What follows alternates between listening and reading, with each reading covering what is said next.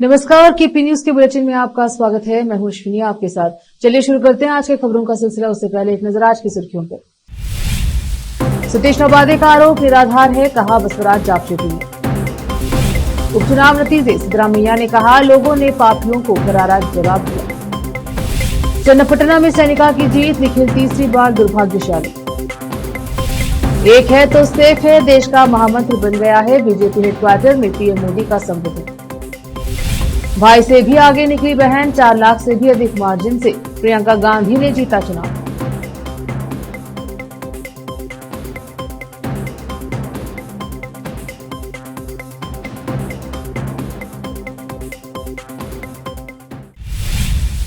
समाचारों का सिलसिला शुरू करते हुए देखते हैं समाचार विस्तार से। सतीश नौबादे ने लोकायुक्त से 22 नवंबर को शिकायत की कि चिकपेट बीदर नगर सर्वे नंबर 26 के गैर कृषि भूमि के भूखंड को बेचने की अनुमति के लिए सतीश नौबादे ने आवेदन किया है। इस संबंध में श्रीकांत और चंद्रकांत ने रुपए का भुगतान करने को कहा है। आरोप है कि उन्होंने 50 लाख की मांग की है। कहा जाता है कि 10 लाख रुपए की अग्रिम राशि पर चर्चा की गई थी और बीदर के प्रताप नगर में दालमिल के पास श्रीकांत और चंद्रकांत के करीबी रिश्तेदार सिद्धू हुगार को रुपए का भुगतान करने के लिए कहा गया था। बताया जाता है कि 10 लाख कैश लेते समय जब लोकायुक्त ने श्रीकांत और चंद्रकांत पर हमला किया तो उन्हें कैश के साथ पुलिस हिरासत में लिया गया। इस संबंध में बूढ़ा अध्यक्ष बसवराज जापशेटी ने स्पष्ट किया है कि शिकायतकर्ता सतीश नौबादे ने अब तक अपनी शिकायत के बारे में मुझसे चर्चा नहीं की है और न ही कमिश्नर ने इस शिकायत के बारे में कोई जानकारी दी है। साथ ही यह लेआउट फाइल पुरानी है और मेरे कार्यभार संभालने के बाद मुझे इस लेआउट से संबंधित कोई फाइल नहीं मिली है। लेकिन सतीश नौबादे ने जिला प्रेस भवन में प्रेस वार्ता कर कहा है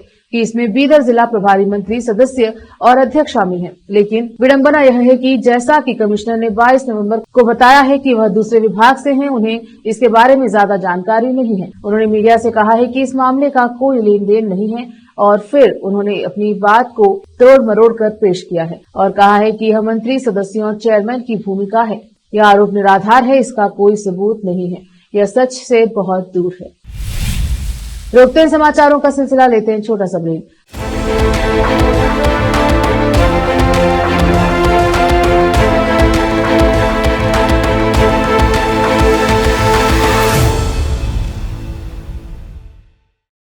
नूर एजुकेशन ट्रस्ट बीदर की ओर से चलाए जाने वाला Noor M Ed and B Ed college Bidar, recognised by NCTE Delhi and affiliated to Bidar University, Bidar. Admission are open for the academic year 2024-25. विशेषज्ञ और सक्षम शिक्षकों द्वारा शिक्षा प्राप्त करने के लिए नूर एमएड एंड बीएड कॉलेज में दाखिला लें और शांत वातावरण में शिक्षा प्राप्त करें। बीदर शहर में बेहतर शिक्षा का एकमात्र केंद्र Noor M Ed and B Ed college, Shahpur gate, Bidar. Phone numbers 9945283920, 8482221297।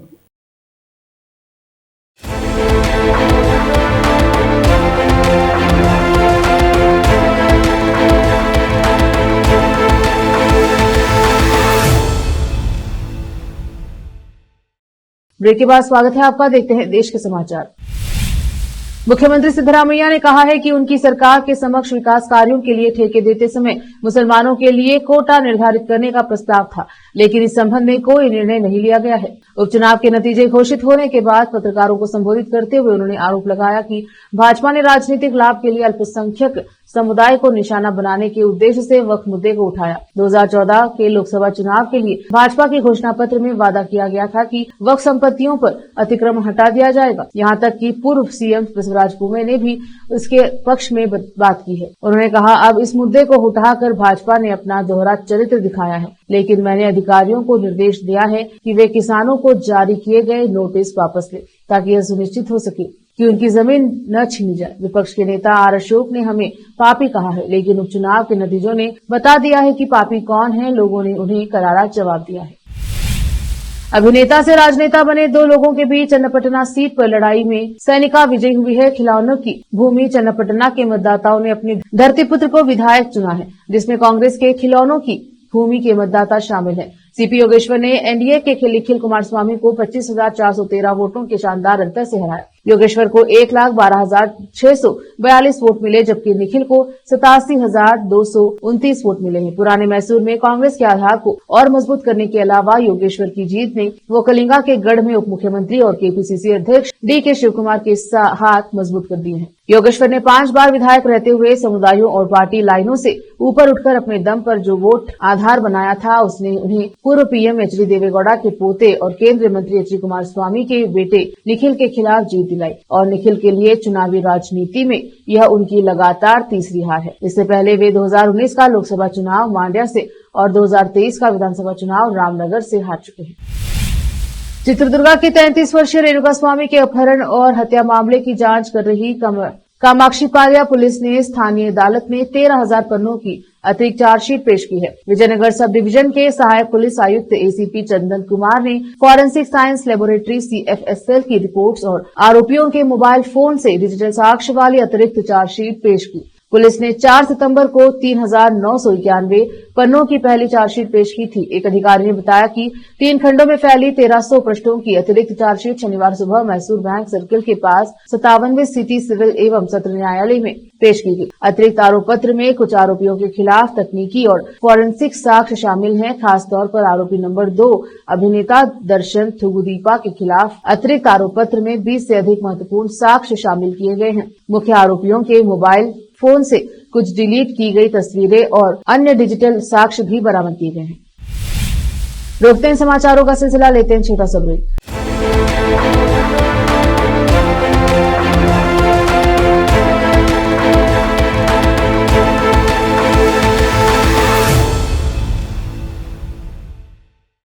Noor education trust Bidar की ओर से चलाए जाने वाला नूर M.Ed and B.Ed college Bidar, recognized by NCTE Delhi and affiliated to Bidar University, Bidar. Admission are open for the academic year 2024-25. विशेषज्ञ और सक्षम शिक्षकों द्वारा शिक्षा प्राप्त करने के लिए नूर M.Ed and B.Ed कॉलेज में दाखिला लें और शांत वातावरण में शिक्षा प्राप्त करें।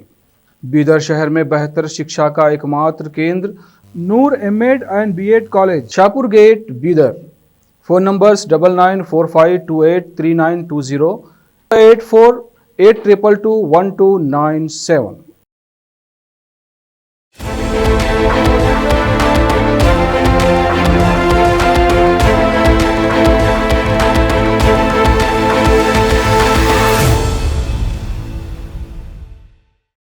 ब्रेक के बाद स्वागत है आपका। देखते हैं समाचार देश के। महाराष्ट्र विधानसभा चुनाव में बीजेपी की प्रचंड जीत के साथ ही प्रदेश में महायुति की सरकार एक बार फिर बनने जा रही है। वहीं उत्तर प्रदेश के उपचुनाव में बीजेपी ने शानदार प्रदर्शन किया। इसके साथ ही अन्य राज्यों में हुए उपचुनाव में भी एनडीए का प्रदर्शन अच्छा रहा है। इसी बीच राजधानी दिल्ली में बीजेपी की जीत का जश्न मनाया गया है। प्रधानमंत्री नरेंद्र मोदी खुद बीजेपी मुख्यालय पहुंचे और कार्यकर्ताओं को संबोधित किया। पीएम मोदी ने कहा है कि हम ऐतिहासिक महाविजय का उत्सव मना रहे हैं। महाराष्ट्र में विकासवाद की जीत हुई है, कुशासन की जीत हुई है, सच्चे सामाजिक न्याय की विजय हुई है, झूठ, छल और फरेब की बुरी हार हुई है, विभाजनकारी ताकतों और परिवारवाद की हार हुई है। देश भर के एनडीए के सभी कार्यकर्ताओं को बहुत बहुत बधाई देता हूं और सबका अभिनंदन करता हूं।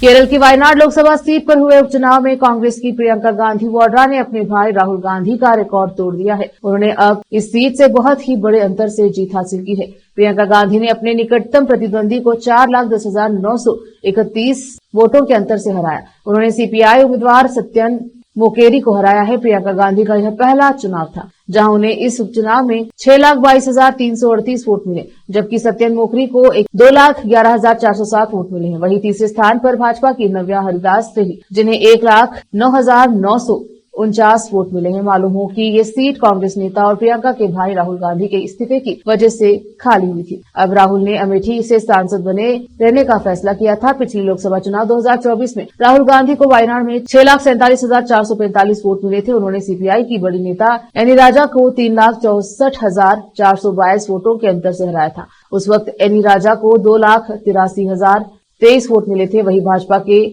सुरेंद्रन को मात्र 1,41,045 वोट मिले। 2024 में राहुल गांधी 59.69% वोट मिले थे, लेकिन इस चुनाव में प्रियंका गांधी वाड्रा को करीब 65% वोट मिले हैं। इस वजह से प्रियंका अपने भाई राहुल गांधी को भी इस मामले में पछाड़ दिया, यानी कि 2024 में राहुल गांधी को जितने मार्जिन से जीत मिली थी, उससे कहीं ज्यादा मार्जिन में प्रियंका गांधी को इस उपचुनाव जीत मिली है।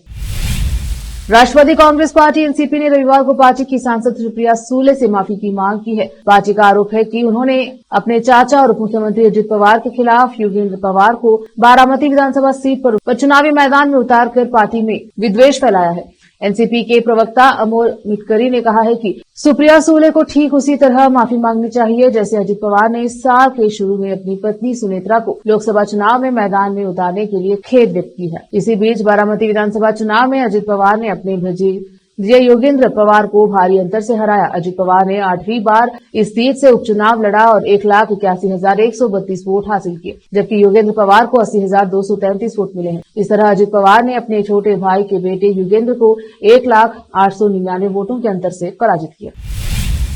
यूपी की 9 सीटों पर विधानसभा का उपचुनाव संपन्न हो गया है। वहीं शनिवार को उपचुनाव के नतीजे भी सामने आ गए हैं। उपचुनाव में 6 सीटों पर भाजपा ने जीत दर्ज की है। इसके अलावा 2 सीटों पर सपा और 1 सीट पर रालोदा ने चुनाव जीता है। वहीं उपचुनाव में एक भी सीट नहीं जीतने के बाद बसपा प्रमुख मायावती ने रविवार को एक प्रेस कॉन्फ्रेंस आयोजित की। प्रेस कॉन्फ्रेंस में मायावती के चुनाव में फर्जी वोट डाले जाने का आरोप लगाया है और कहा है कि जब तक देश में फर्जी वोटों को डालने से रोकने के लिए देश के चुनाव आयोग द्वारा कोई सख्त कदम नहीं उठाए जाते हैं, तब तक हमारी पार्टी देश में अब कोई भी उपचुनाव नहीं लड़ेगी। बसपा प्रमुख मायावती ने कहा है कि उत्तर प्रदेश में 9 विधानसभा की सीटों पर हुए उपचुनाव में इस बार जो मतदान हुआ है, उसके बाद जो कल नतीजे आए हैं, उसको लेकर लोगों में आम चर्चा है कि पहले देश में बैलेट पेपर के जरिए चुनाव जीतने के लिए सत्ता का दुरुपयोग करके फर्जी वोट डाले जाते थे और अब ईवीएम के जरिए भी ये कार्य किया जा रहा है, जो लोकतंत्र के लिए बहुत दुख और चिंता की बात है।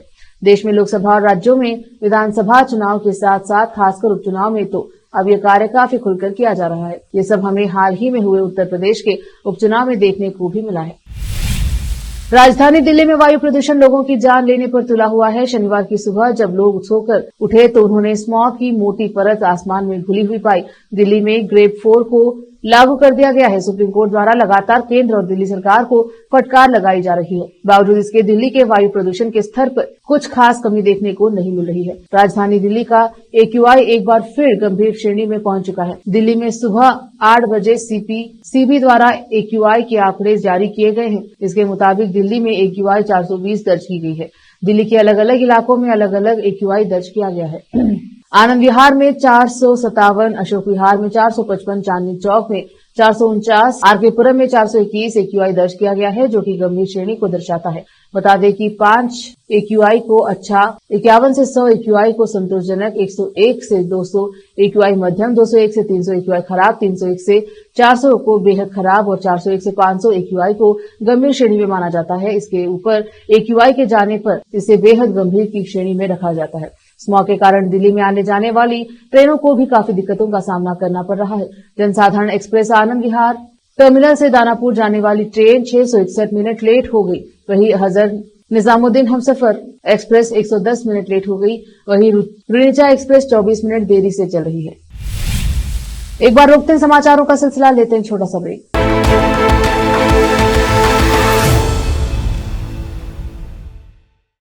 नूर एजुकेशन ट्रस्ट बीदर की ओर से चलाए जाने वाला Noor M Ed and B Ed college Bidar, recognised by NCTE Delhi and affiliated to Bidar University, Bidar. Admission are open for the academic year 2024-25. विशेषज्ञ और सक्षम शिक्षकों द्वारा शिक्षा प्राप्त करने के लिए नूर एमएड एंड बीएड कॉलेज में दाखिला लें और शांत वातावरण में शिक्षा प्राप्त करें। बीदर शहर में बेहतर शिक्षा का एकमात्र केंद्र Noor M Ed and B Ed college, Shahpur gate, Bidar. Phone numbers 9945283920, 8482221297।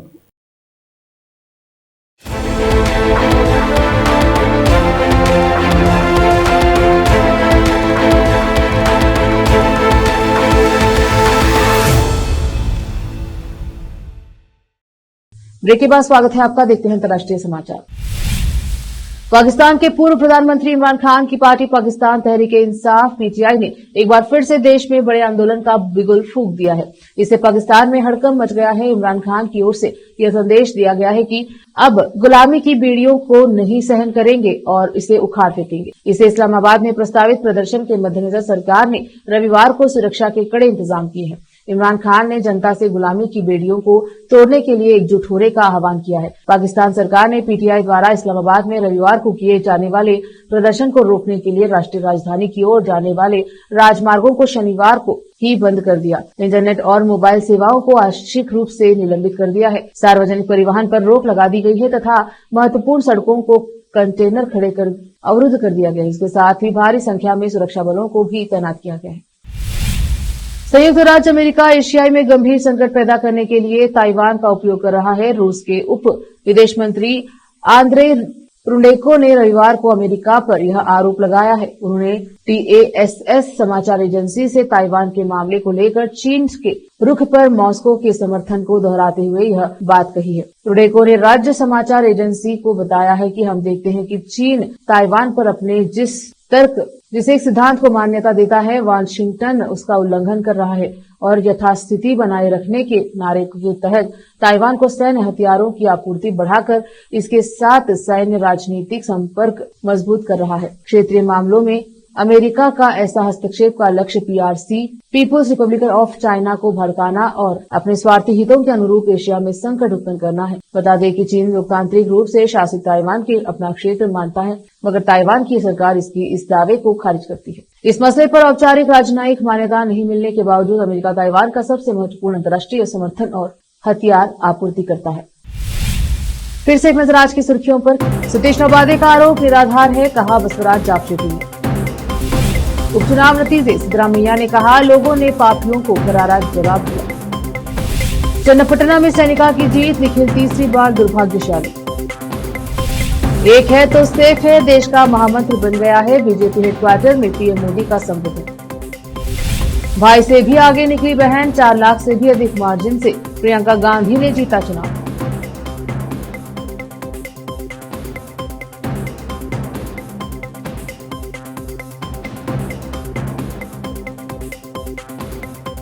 KP news के बुलेटिन में अब तक के लिए इतना ही। देखते रहें केपी न्यूज 24/7। धन्यवाद।